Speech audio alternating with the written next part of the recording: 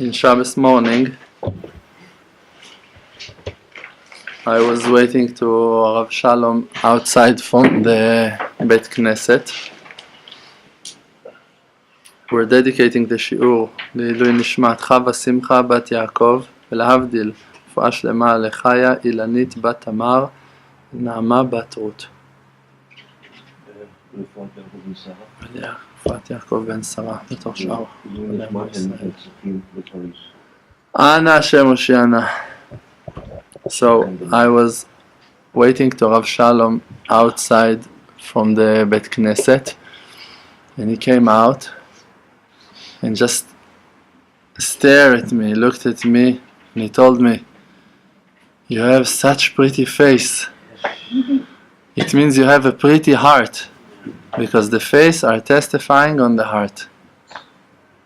So I told him, and it's written in Likutei Moharan that you received the heart from your rabbi. So it's written in Likutei Moharan. So we made a circle, Baruch Hashem. The truth is that this is what it calls Kabbalat Pnei Tzadikim, to receive the face of the Tzadikim. When you go and you receive the face of the Tzadikim, you welcome them, you see them, so you mekabel their face, you receive their face, you become to have their face. This is it. People sees you and they see your Rav. People, and you can feel also inside of yourselves that Rav is with you. Suddenly you talk like him, suddenly you think like him, suddenly you care about things that he cares about, suddenly it's inside of you. This is what it calls the aspect of Pishnaim, B'chinat Pishnaim Merabo, that you receive twice as many than your rabbi. And Rav Shalom once said in a class that it can be that you're going to receive it even when your Rav is still alive. It doesn't have to be after that your rabbi passed away that then you become to be twice as many. And why? Because what is that aspect of twice as many? Pishnaim, that you have your soul and the soul of your rabbi with you, that he is walking with you. And now you have twice, you have his and yours, and he doesn't have his and yours, he's got his. Only when a person really makes a real Mesirut Nefesh to cancel himself, really, totally, to cancel himself to his rabbi, so he becomes to be with his rabbi also, but still it's not in a spiritual aspect, it's more in a physical aspect. Why? Because the verse is saying that the person bless himself to become to be afar leraglei tzadikim. If you're humble, if you are afar, so you become to be to the legs of the tzaddikim. Means you're able to expand the surface of the abilities for your rabbis to go to further, to far places. Means if Rav Shalom cannot go and do Afatza in Tel Aviv Thursday night, he's not able to do because he's got a class in Cholon, so he cannot, he's busy in that time, and you're able to go. So when you go, when you sell his books and you talk words from his mouth that came out from his mouth, so it's like that Rav Shalom now is in Tel Aviv also in Thursday night, talking. Yosef Dan, the guy that was here and teaching us, they were doing Afatza, so he was going, opening a basta, a table, opening a table in the entrance to discotheques, to clubs, putting Rav's books, Rav's CDs, and this is it, and start to sell in the entrance of a discotheque. And not then you say, oh, okay, Eretz Israel. No, in Canada I was doing it, in the United States he was doing it. This is that person, this is Yosef Dan. He doesn't see, he doesn't care, he doesn't look. This is why the name of the Geulah has got a nice, very nice percentage in the Geulat Israel, no doubts about it. But when you open your mouth, you can become to be, like we said, it's a physical aspect. You become to be meshamesh for your rabbi, shamash of your rabbi, and then your rabbi is growing. You help him to grow. But when your Rav is with you, so it's a spiritual aspect. It's a spiritual aspect. Suddenly you can have the understandings of your rabbi. suddenly the things that you find Torah inside of your mind, inside of your heart, it's the Torah of Rabcha. Like that there is a place, I don't remember that place, Rashi is saying a certain psak of halacha on a certain issue, and so someone asked him, and he's writing, I don't remember exactly, Rabbi Yoshua Cohen explained that, and that Rashi is explaining over, he said, even though that I haven't received it from my rabbis, he never heard that halacha that he's saying, but libi omer li kach, but my heart is telling it to me that it's so. And why?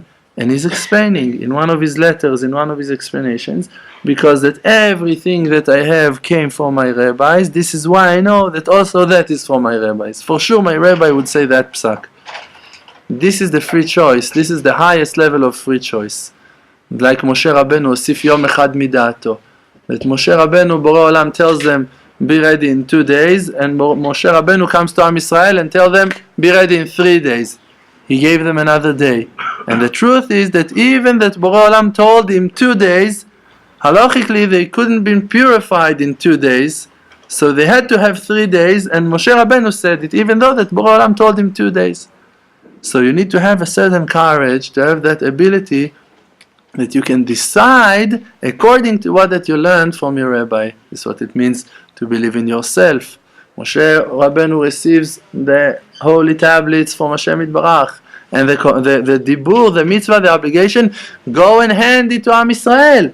And now he sees that if you're going to give now the Torah to Am Yisrael, it's going to ruin them, it's going to break them. They're not in the level that they can accept the Torah. So he decides to break the holy tablets. Can someone come to that decision? Can someone understand that according to his understandings, he knows better than a commandment? Eliyahu Hanavi, Bore Olam, there is set a rule that in that generation you're not allowed to build altars, mizbachot, isur bamot. Eliyahu Hanavi builds a bama, build an altar. You're not allowed. Outside of Bet HaMikdash, you're not allowed to build bamot. And Eliyahu Hanavi is doing it on Mount Carmel, Har HaKarmel in Haifa. What are you doing, Eliyahu Hanavi?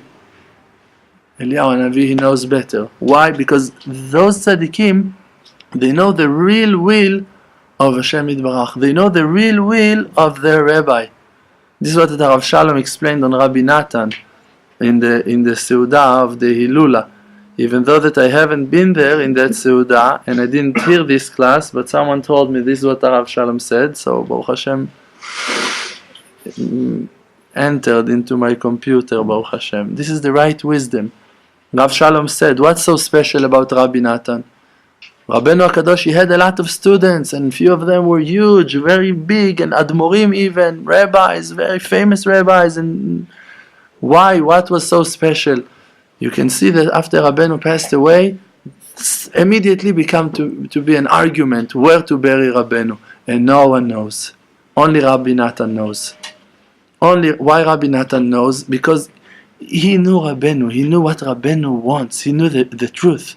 After Rabbeinu passed away, you see, no one left, no one from the students left. Only Rabbi Nachman. And the students of Rabbi Nachman continuing the light. Why? Because he knew distribution, afatza. Everyone, all of the students of Rabbeinu kept on doing what Arid Bodedu, they kept on doing confession, viduim lifnei Hashem, they were all doing tshuvot, and they were all doing a kiruv and talking to people. None of them went till the end with it. Only Yoshua bin Nun can know that the real will of Moshe Rabbeinu was that they're going to go to enter to Eretz Israel. Immediately after Moshe Rabbeinu passed away, Yoshua doesn't have nothing except we need to go to Eretz Israel. That's the will of Moshe. That's the will of Moshe. Why? How Yoshua knows? How Rabbi Nachman knows? How a real student of his rabbi knows? Because they have the same heart. Because they're connected in the heart. They're connected in the heart. When you're connected to someone else in your heart, so you can feel him. And if a person is noef isha chasar lev, if he's got lust for women, he doesn't have a heart, he cannot feel his wife. He cannot feel his rabbi. He cannot feel his friends. He cannot feel Hashem. He memorized all of the Shulchan Aruch by heart. He knows it all. He knows how to. He doesn't feel what Hashem wants. He can violate all of the halachot that he assumes that he keeps. and he's violating, and he's making chilul Hashem, disgracing Hashem. And why? Because his heart is contaminated. He doesn't have chibur, no connection to the highest wisdom. Bore Olam can take the truth and to throw it down to the floor, to the ground, to say, "Vatashlech emet arza." The attribute of truth is saying to Hashem Yitbarach, don't create human beings. They're all liars. Bore Olam is taking that midah of truth and throwing it to the ground. Vatashlech emet arza. How can it be, Bore Olam, that his seal is truth, that his name is truth, that he's all truth, that kol dvarav emet v'tzedek, that all of his words are words of truth? How can he throw the truth? It's a true thing that all people are liars. How can you throw it? Because emet me'eretz titzmach, the truth gonna grow from the ground. What it means? That Bore Olam got the real truth, emet la'amita, the mercy of Hashem Yitbarach. That Hashem wants people, even though that they are liars, to do tshuva. That even though that they are far, that they're gonna get closer. Hashem Yitbarach is making an oath on it. Hashem Yitbarach makes an oath. He swears. You think that I want the evil people to die? I want them all to do tshuva. Bore Olam is saying to the angels, "V'chi lechinam nikreti rachum v'chanun." For no reason you call me rachum v'chanun, merciful and kind. You call for no reason. There is a reason to call me that. The reason that I don't look at nothing, I have a purpose, and that purpose is to bring people closer to me. That people are gonna know me, and it's higher. It's higher. You can see people that were in such low places, and when they wake up to do tshuva, suddenly you see an angel in front of your eyes. You see a holy soul. You see he loves Hashem so much. He loves the Torah. Suddenly you see a human being stands, and 2 hours ago you can see him in prison behind bars, and you don't know. You can see a person, and the exile breaks the people. The exile breaks the people, push them to sadness, to confusions, to despair. And how can you blame a young kid that will not going to sin? How can you blame him that he sinned? How can you stop him from sinning?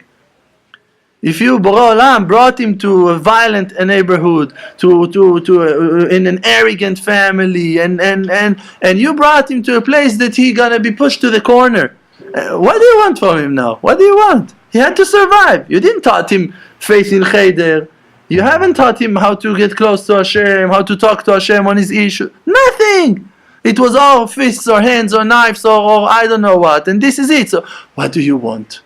Can you come and complain on him? No, you were stabbing. If I wouldn't stab, they would stab me. What do you want from me? If that was his reality, his life, what do you want? When we were young, when I was young, did we know something? I didn't know nothing. I went to do a tattoo when I was 15 years old. I didn't even hear. I never even thought about that it's not allowed. It didn't cross my mind that it's not allowed. I was 15. It never crossed my mind. And it's true that even if someone would tell me it's not allowed, I wouldn't even care. But it doesn't matter. The truth is that I didn't know that it's not allowed. And I made 3 tattoos. What can I do? This is what I wanted. My father tried to talk to me about it. So what? Who listened to him? Who listened to him? We lived in a place that we didn't care about nothing. We lived in a certain life that you don't listen to your parents. Who cares about them?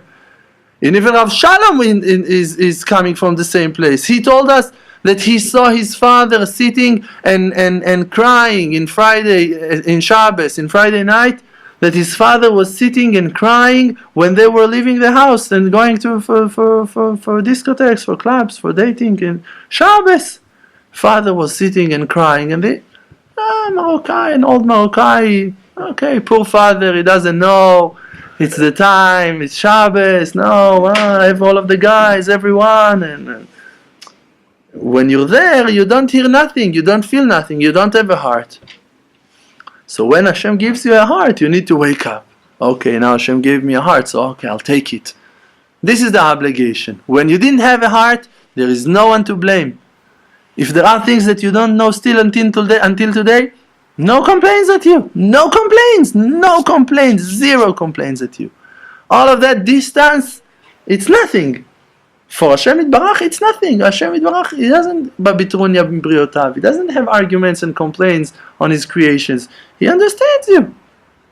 He haven't taught you. He haven't sent the right messengers to teach you when you were young.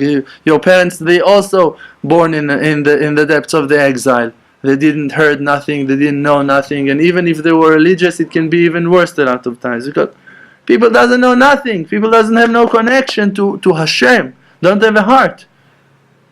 And the heart, we lost the heart because of the exile, because of all fears and anxieties and being chased so many generations, so had to hide our Judaism and what do you want? After the Holocaust, can you blame someone? Rav Berlan said, if you see a person that is a Holocaust survivor and just have the smallest kippah of them all, just got a kippah on his head, he said, take any bracha that you can take from him. Because if he had now still holds the kippah on his head after being the Holocaust, he's bigger than every Admor that you know. You have a kippah after the Holocaust? Half of Am Israel went through the Holocaust, and now what are you going to do? So you have complaints why their faith is shaky, why they're afraid what's going to be with Parnasah, why they don't have confidence in Hashem Yitbarach after waiting in line, freezing cold, waiting for a piece of bread that made out of nesoret, of wood. No bread at all, no wheat in it at all, made out of mud, drinking nothing. So what? People that Hashem Yitbarach Himself crushed their faith. Hashem Yitbarach crushed their faith. So what? Now you can... No! Why are you not counting on Hashem? Because my mother, she died in Auschwitz. What do you want from me? My father, not my mother. My father died in Auschwitz. My grandparents died in Auschwitz. This is why I don't believe in Hashem. How can I believe in Hashem? How do you want me to believe in Hashem? Individuals, only Yechides Gula, individuals that went out from the camps with faith. The Admorim, the giants, the Adirei Olam, the greatest of them. I don't know, you can count them. I don't know. Small numbers. Really, Am Yisrael went through such trauma, such Holocaust, real Holocaust, spiritual Holocaust, lost the faith. This is it, lost confidence, lost happiness. Why everyone's so depressed, so broken. And it's not only the Ashkenazim, the Holocaust. In all groups of Am Yisrael, Girush Sfarad, you know what we went through in Sfarad, And it's not them, it's us. It's the same souls. Why are you so afraid from situations? There are people that cannot talk to women. There are people that cannot talk to their parents. There are terrified. Ask your father, what's the problem? The father doesn't understand why the son is not talking to him, and the son is afraid from his father, and you cannot explain it. He can hate his father, he can hate his strong, powerful, emotional situations and no source to it at all. Why? Why are you so afraid? What's the problem? Talk, let's sit, let's talk. No, he cannot. Don't touch that. Don't talk about that. No, I don't want to hear. Running away, cannot confront, cannot deal, cannot hear. Don't be rebuked. No, he's screaming at me. No, he's running. He can leave the country because someone screamed at him in the supermarket. What's going on? Nothing happened. No, you don't know. For him, it wakes up things that are not, that are inner things for him. They're only inside of his world. So you cannot rebuke him. You cannot even think about him. You cannot even imagine to yourself that you can understand him. This is why only patience, only love to Am Yisrael, because who are you to judge? Who are you to criticize? Who are you to understand something? Rabbi Nachman said, I can give the explanation on the hardest Maharam Shif. Hardest Maharam Shif. It was of the biggest, wise, how you say, Chachamim? Wisest, what? Wisest sages. What's that? What do you want from me? He said I can answer all of his questions. I can find terutzim, explanations on all of his questions, the Maharam Shif. But to tell you an explanation on a Jew, I'm not able to. Cannot. Can you explain a Jew? Can you explain a person? A person. Can you explain why he behaves like that? You know how much the souls are huge, awesome, large, so big. Every one of us. So this is why you have to have patience. And if really you want to understand, so you have to have a heart. You have to have emotions. So for that, first of all, have to have that fight against ta'avat ni'uf, against lust for women. Because when you give your heart to a woman, this is it. You lost your heart. You contaminated your heart. Rabbeinu is comparing ta'avat ni'uf to the worst contamination, tum'at met. You're a dead man. If you have lust for women, you're a dead man. You're tameh betum'at met. Avi avot tum'ah. You're contaminated.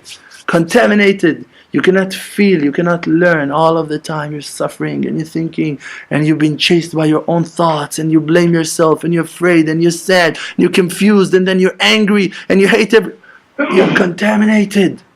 And it's also not your fault. So this is why you have to decide that you're going to work on that. Every day to go out from that. Every day to purify our hearts. And to cry to Hashem. Lev tahor bra li Elokim. Purify my heart. Give me a pure heart. A new creation. Create a pure heart for me. Give me a heart. Give me a heart, Hashem. Lev melachim beyad Hashem. Hearts of kings is in the hand of Hashem. My heart also is in the hands of Hashem. You go to Hashem and you cry, give me a heart. Let me feel. People that are married, for sure, most of the people, they know it. The ones that are not deaf, they know it. Your wife can talk to you for hours and you don't get what she says. You don't hear what she's telling you. And she can talk and talk and talk and you nod your head like a good boy and you don't get it. You don't get. And she tells you, I don't understand. We talked about it yesterday. And you, what? For you, there 2,000 years from yesterday until today. When, what she's talking about, on what, when, you, me, I, what? Why? Because full with smoke, full with fog, everything is blurred, nothing in its place. Because you're not pure, because the heart is not in your hands, because you're not working on it. Because when you work on it, it's yours. And you can achieve everything that you want if you have the will. If you decide, this is it. I'm going to sit on that point because I want it, until I'm going to achieve it. Like that you knew how to achieve things when you were before your tshuva, and you wouldn't give up, and you would spend all of your money and all of your powers, and you wouldn't sleep and wouldn't eat until you would achieve it, and you did learn from it to today. And even more so, several times more so, you have to. But there is Yetzirah also, so you can understand also that it's hard, but still, not even to pray on it. There is no excuse not to pray on the important things. On everything you can say an excuse, an answer. Why you weren't holy? Hashem, I have an answer. Why you haven't learned Torah? Hashem, I have thousands of excuses. Why you haven't this, that? Answers. Why I didn't want it? Why you didn't pray on it? On that you cannot answer. Why you didn't say, Hashem, let me be pure? Why? And that you cannot answer. It was so hard to say, Hashem, purify me. Hashem, I want. Why you didn't want it? Why you didn't make it to shul? It was snowy. Okay, understand. Well, okay. But why you didn't want it even? Why you didn't even want it? Hashem listens to your thoughts. Listens to your emotions, to your feelings. Hashem knows your heart. A person is going to be judged according to his will. Why you didn't want it? If a person wanted to go to a Bet Knesset and he could not, you know that will, how much it's powerful and strong, how much it counts. And if you didn't want it to go to the shul, why? Why not to want? Okay, say it's too cold for me and I'm lazy. Say it. But still want. Still want. Like the Rav Shalom explained on Ayef ve'yareh ve'lo yareh Elokim. You're tired, we understand. You're weak, we understand. But why you're no yareh Elokim? Why you're not afraid from Hashem? Be tired. Say, Hashem, today I'm going to sleep without Ma'ariv. Chas Shalom. Chas Shalom.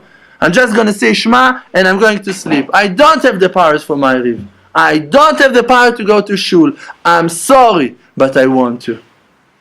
Give me the powers for tomorrow. Why you cannot say that before you go to sleep? Why you go to sleep angry? No, I'm too tired, and they were talking to me, and occupying me, and I have too many things. Why are you complaining? You don't want them in your life? You don't want those things in your life? So what do you want? You want your wife will not to talk to you? You want your children not to be happy and dance all night? What do you want? What do you want? A friend of mine told me once that his wife, she screamed in the house. She said, I want quiet, I want quiet. He took her to the side and told her, listen, you know I love you. You don't want quiet. Quiet is a bad thing in the house. You don't want quiet. A mess in the house, it means that people are alive in the house. You don't want quiet at all. You don't want quiet. You want people to jump here. You want guests here. You want people to be alive here. You don't want quiet at all. A person talks out of his angers, out of his stress. I want quiet. I want everything. You can deal with quiet. You're afraid of yourself. You can deal with quiet. You can deal with your wife when there's quiet. You're afraid of yourself. You're afraid to hear your own thoughts. This is why you're not doing it bodedut like you should. You're afraid of yourself. You're afraid to reveal who that you are. What you're going to do if you're going to be in a quiet place? You're going to have to deal with all of your sadnesses, with all of your angers, with all of your bad attributes, all of your crazy thoughts that wash your mind, you're going to see them. It's all going to be in the speakers. This is it. There's quiet. You can hear it all. You don't want quiet. You don't want quiet. A person have to have courage to come to a decision. I want to purify myself. I want Hashem to purify me. And to go for it, and to go for it. And every small achievement for us, like I told you, even if Chas v'Shalom today, they're going to say, this is it, a closure. Today, Judgment Day. Checking what you achieved. We are the luckiest persons in the world. Can someone have something more than you have? Today, stop, today, this is it. Numbers, what you achieved until today. From the place that you came. From the place that you came, how much you achieved. Even today, the worst one, the lowest one, the worst one of us. Now, today, admit what you achieved. You're going to dance for 120 years if you're going to understand what you accomplished until today. What Hashem gave you until today. The worst one of us that learns the less, me. That prays the less, me. What we achieved. What we achieved. How much we achieved, how much Yirat Shamayim that we have, how much Yirat Shamayim we have. You don't want to sin. You don't want to sin. You find looking and finding ways how not to sin, how not to fail in things that you failed before, and you're trying and you trying to find new company, new chevra, is a chevra. Friends and you try to change your life and to bring yourself to a better place and to learn more and to talk. You're talking about things that you never talked before about. This is your issue, this is your life, this is the center of your life. How I'm going to believe in Hashem more, how I'm going to do tshuva, how I'm going to work on my midot. Who are you? You're a different person. Even if you're the worst one. Okay, you defined yourself the worst one. Wonderful. That worst one is amazing, is an illuminating menorah. Illuminating menorah, 8 candles, so much light. You have faith, you want to learn Torah, you want to go to live in Eretz Israel, you love Am Israel, you pray on Am Israel, you're eating kosher, you try to learn more halachot. Who are you? Is it you? Is it you? No, it's not me. It's a new person. So walk with him. Walk with that new person that becomes to be you. That Hashem made a new creation, that it's the new you, and this is it. And let it be. Let yourself be. Let your neshama glow. Let your neshama illuminate the world with the light of faith. Talk to everyone that have the desire to hear you. Just go to the Kotel HaMa'aravi, you're going to see thousands and thousands of people that are thirsty. They don't understand at all what they see and what they feel over there. Go talk to them. Go talk to people. Every person that have something to say, something, go and talk, go and share. You're going to see people going to be amazed from those chips of information that you're going to give them. Only ask them smallest things of them all. And I know I'm repeating myself. It's stuck. What can I do? It's stuck. But this is emunatcha sevivotecha. The faith have to go in circles. You come to the same point. Need to believe in Hashem, need to believe in Hashem, need to believe in Hashem, need to believe in Hashem, need to believe in Hashem, need to believe in Hashem. What else This is the purpose. This is why Bore Olam created the world, and the world is stuck also. All going in circles. Another Pesach, another Shavuot, another Chanukah, another Pesach, another Shavuot, another Chanukah. This is how Hashem wants. Another Shabbos, another Rosh Chodesh, another Shachrit, Mincha, Ma'ariv, Shachrit, Mincha, Ma'ariv, Shachrit, Mincha, Ma'ariv. Bore Olam wants those things to enter. Bore Olam wants those things to penetrate into our conscience. That you're going to understand, Hashem is here. Hashem is with me. So now, how I'm going to give it to someone else because it's not mine. Yosef told me today a story on Baal Shem Tov. Last class we spoke about water that are not moving, that are standing in one place, so they stink. They're Stagnate. What? Stagnate. Stagnate. So they're stagnate. So he told me that there was a story on the Baal Shem Tov and his students, and they went to a certain place and they saw Christian people carving a cross on ice, on the ice. They were carving a cross from the ice. So he immediately went to a different place and he said, look what can happen when the water of Torah are frozen in one place. You can make a cross of it even. It's the same water of Torah. You can even make an idol to where people are going to worship idols and use verses of the Torah. You can twist the Torah so much that people are going to decide to worship idols because of the verses of the Torah. This is how far that people can go with their mistakes. Now with the distribution, with the afatzah, the water are flowing. You can melt every stiffness, every blocks that other people have. When you water them, when you share with them, you give them, you renew them. You just tell them, Hashem loves you. Hashem wants to hear you talk. Hashem wants to hear you pray. You know, Rabbeinu said, no despair in the world at all. This is it. You renew that person. You washed him. This is it. One word of yours, it's words from the tzaddik. That all of his words are like coals of fire. It's a gechalim lo chashot. He's whispering from inside. You're just going to tell him a strong word, something Rabbeinu said. Talk to Hashem. Hashem loves you. Hashem happy with you. Come live in Eretz Israel. You should believe in Hashem.